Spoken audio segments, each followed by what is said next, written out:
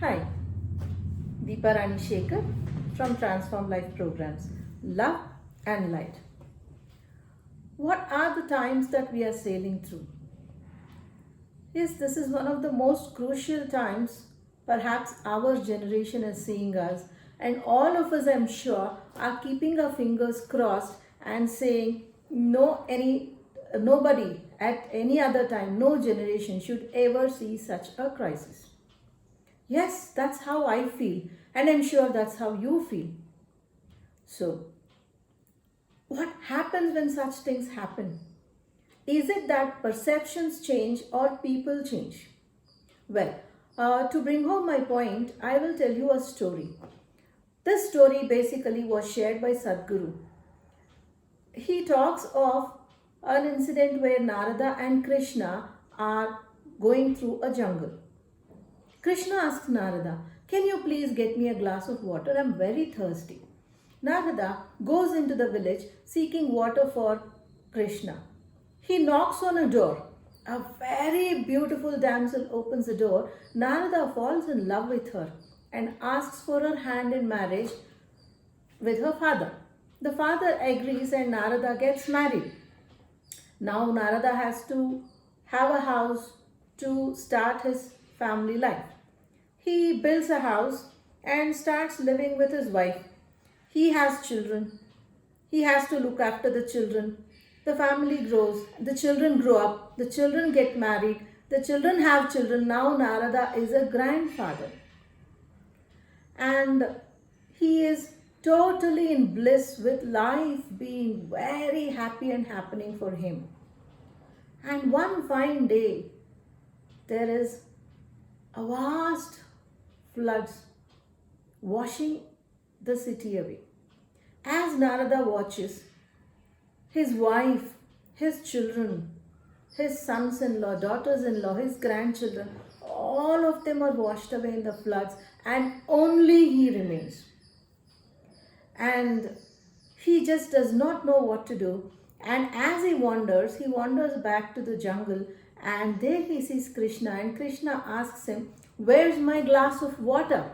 See, the story always comes back. It's like a cycle, a circle. Where you start, you have to come back there to end that. So Krishna asks him, "Narada, where's my glass of water?"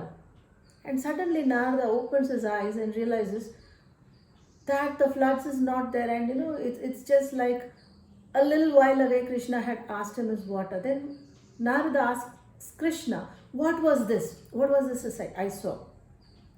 Krishna says, "All this is Maya. This is how Maya entrains you from going ahead. Maya holds you back from discharging your duties, from the promises you made." So he says, "You had to get me a glass of water, but you got married, it went on, the cycle went on." So that was a perception. So if you go away into the loka of Maya, a lot of things are forgotten. Now, how is this relevant to us at this point of time when we are going through a crucial crisis of a pandemic globally? Well, let us look at our country, India. So, what was the perception, friends? Before the pandemic, we thought the Indian police are very corrupt. They only take bribes, they don't work, they never uphold justice, they never help people, was the general perception. So, what was this perception that we had? And many a times, movies make these opinions concretized. A police is either a villain, a hero, or a comedian. Only if he's in the hero's role, his character is exalted. Be it police or doctor or anybody, only if they are playing the role of the protagonist, the hero, then their characters are exalted, exemplified, glorified. If he is a villain, he is shown as the epitome of evil. Okay? If he is a comedian, he is made to be invalidated without a self-respect. I remember a friend of mine whose father was an inspector when we were in college. She wrote about this, and her article was published in the newspapers where she said, "Don't rip of the self-esteem of any professionals just because you want to make the movie run, just because you want some claps, just because you want some laughs. How sensible it was. So the Indian police, which was supposed to be very corrupt, today are on the street 24 bar 7 patrolling the city streets to keep you and me safe. They are also cooking to feed people. They are doing with very meager meals in very uncomfortable situations. They are bearing the brunt of offenders, violators. Why are they doing this? Because they are committed to their jobs. They are doing a huge service to humankind. Can we be in gratitude for that? Can we change our perception and say they are our friends? They are our well-wishers.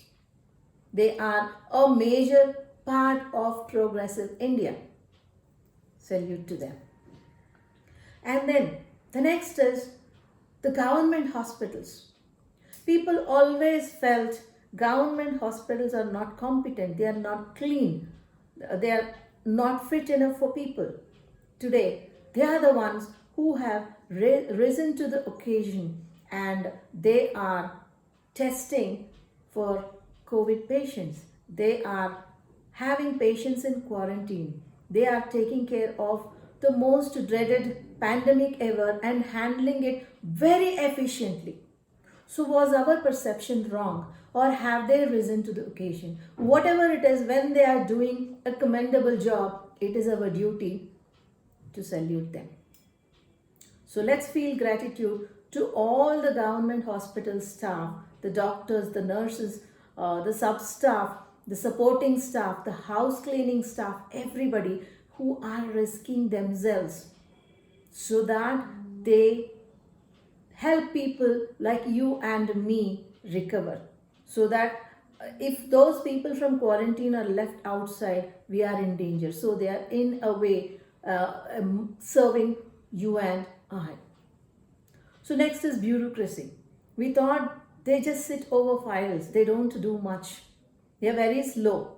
There's a lot of red tapeism.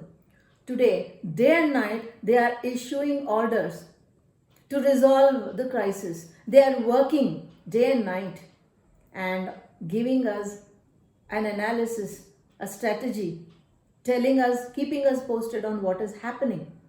Yes, they were efficient, we did not see it that way, or they have risen to the occasion. In any way, they deserve our gratitude. Salute to them. The Indian Railways, which was supposed to be very infamous for its dirty coaches, the mosquitoes, are now sanitized and ready to handle quarantine patients. Is that not commendable? Have they not risen to the occasion? Yes, they deserve our gratitude and salute. And then the Indian government schools, which was again very infamous for the dangerous dilapidated building condition, for the mosquito infested rooms, for the food which had worms and things. We do not know how far it is true, it could be true. But today they are equipped to cook and serve multitudes of hungry people who are migrants, who do not have their homes. They have run out of jobs. So they are serving them. So the public sector banks, which was always said to rest more than they worked, which was always said to have more leaves than they should. When the rest of the world, apart from these essential services, are at home, they are going there so that the economic cycle is going on. And they are, of course, helping people in need by providing financial assistance. So they require our salute too, including the Indian government schools. The public and the Indian government, which was supposed to be very inefficient, very corrupt and whatnot has been said, today is a role model to the world the way they are handling the pandemic.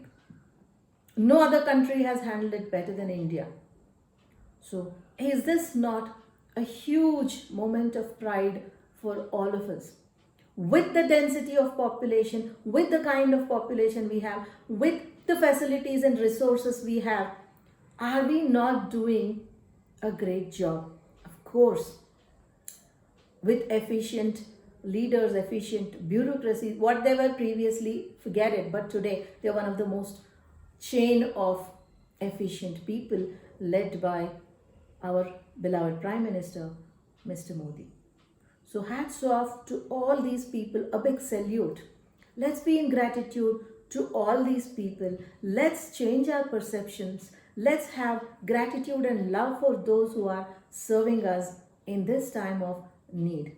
And it is like we don't even know how much risk they are undergoing. The least we can do is stay home and not put extra burden on them by venturing into the streets. So stay tuned to know more about who's helping us, who's not, and be proud to the country that we are born. Jai Hind. Deepa Rani Shekar from Transform Life Programs, Love and Light.